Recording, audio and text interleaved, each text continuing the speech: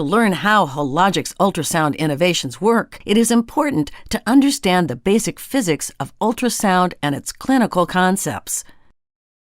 Ultrasound imaging systems use a transducer, also called a probe, to send sound waves into the patient's body. The waves are reflected by the different types and layers of tissue within the body. These reflected waves, or echoes, are detected by the probe and processed by the system to generate a black and white image of the organ, also called B-mode imaging or grayscale imaging.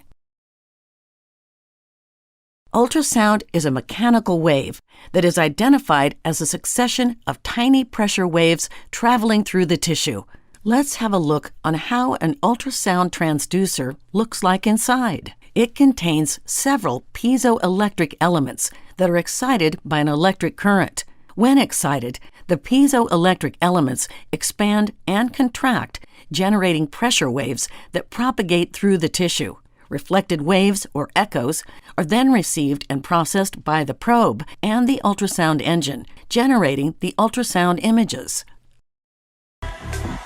The frequency of the ultrasound waves affects their behavior and how they propagate through the body. For example, if your neighbor plays loud music, you will mainly be disturbed by the bass or low frequency that travels through the wall, whereas high frequencies are attenuated and absorbed by the walls of your apartment.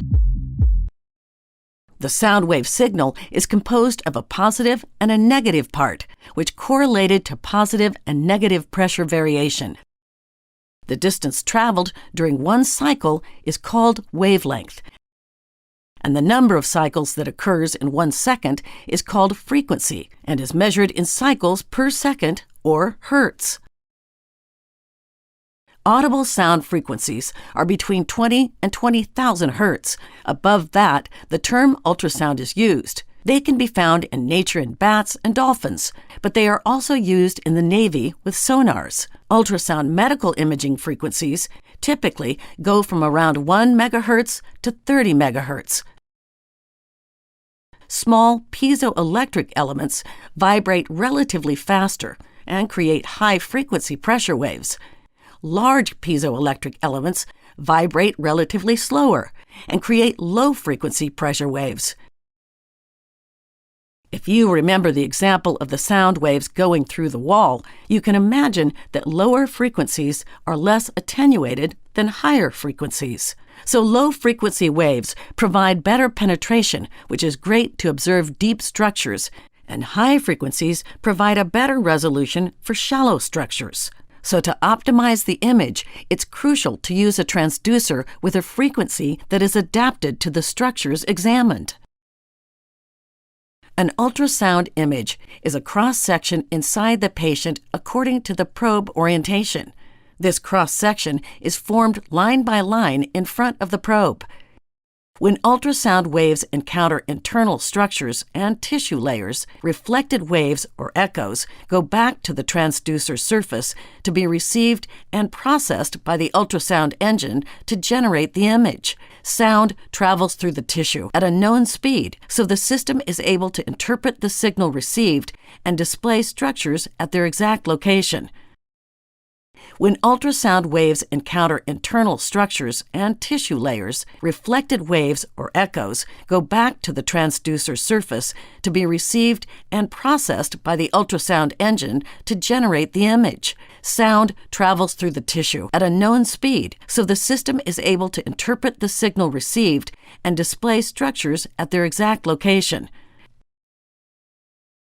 Shallow structures, which are reflected first, are displayed at the top of the image, and echoes from deeper structure that take longer to return to the probe are displayed at the bottom of the image.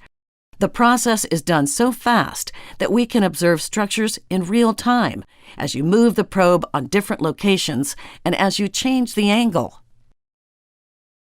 It is important to understand how the sound beam can interact with soft tissue. The main source of ultrasound wave attenuation in the tissue is absorption, which is the conversion of the pressure wave's energy, also called acoustic energy, into heat. Therefore, the ultrasound waves are becoming weaker and weaker over distance. Deeper structures can be then more difficult to observe, but most ultrasound systems are able to compensate that loss of signal intensity by setting the time gain compensation, also known as TGC. You can do that manually or automatically using the Auto TGC on the Hologic ultrasound system to brighten deeper structure and improve visibility. Reflection happens when a pressure wave encounters a boundary between two mediums, such as between tissue and bone. Some of the waves will bounce back toward the probe in the same way they reach the reflection area. If an ultrasound wave meets a bone, which is a strong reflector, most of the incoming wave is going to be reflected, and in this case, an acoustic shadow will be created. When sound waves encounter a non-homogeneous surface, a part of the incoming waves are scattered in random directions. To travel through soft tissues, the probe must be well coupled with the body, since ultrasound waves are reflected by air. We need ultrasound gel to ensure the proper coupling between the transducer and the patients. When air is trapped between the probe face and the skin, it reflects the sound waves and creates shadowing. Let's summarize what we saw today.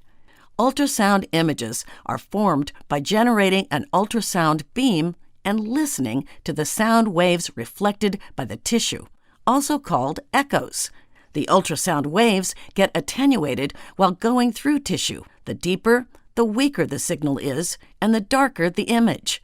The system amplifies weaker signals by using the Auto TGC button or manually modifying the TGC curve on the system to brighten the image for better deep tissue visibility. Higher frequencies provide high-resolution images for shallow structures. Lower frequencies are used to image deeper structures in the body.